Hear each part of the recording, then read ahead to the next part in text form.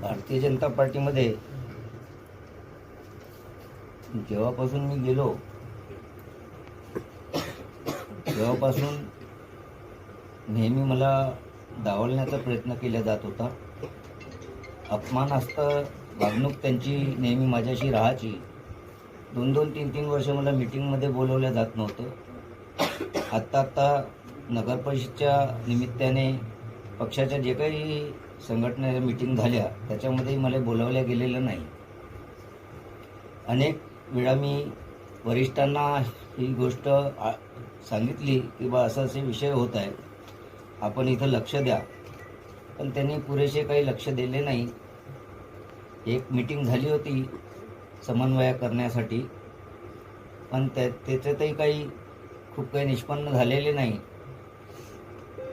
वणीतील जे भारतीय जनता पार्टीचे नेते आहेत त्यांचं लक्ष फक्त आपण चुकीची कमाई कुठून करू शकतो, भ्रष्टाचार कसा करू शकतो. आज 200, 250 कोटीच्या प्रॉपर्ट्या घेत आहे.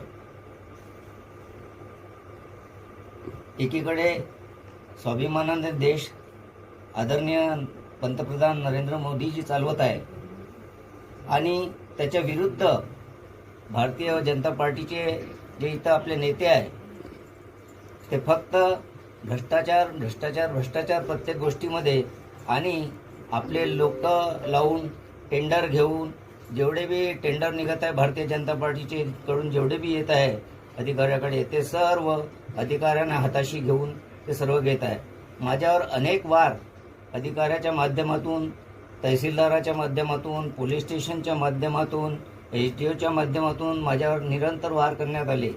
माझ्या वैयक्तिक व्यवहारावर, माझ्या व्यवसायावर माझे कुठलेही 2 नंबरचे धंदे नाही म्हणून मला काही भीती नाही. असे 50ही आमदार असले आणि त्यांनी काही केलं माझ्या विरोधात तर माझं काही करू शकणार नाही ते. त्यामुळं मी या गोष्टीला कंटाळून पक्ष बदलण्याचा निर्णय घेतला. विश्वासभाऊने मला विश्वासाचा हात दिला आणि त्यांच्या विश्वासावर मी खरं उतरणार आणि शिंदे गट इथं खूप मजबूतीने काम करणार. कामाबद्दल मी खूप काही सांगत नाही, येणाऱ्या काळात तुम्हाला त्याचे रिझल्ट दिसणारच आहे.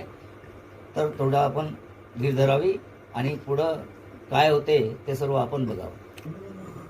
वातावरण आनंदित आहे. अनेक लोक माझ्या संपर्कात आहे आणि अनेक लोकांनी भारतीय जनता पार्टीवर, वणी येथील भारतीय जनता पार्टीवर विशेष करून असमाधान जाहीर केलेले आहे. यांचे जे कार्य आहे आणि यांची जी वागणूक आहे आणि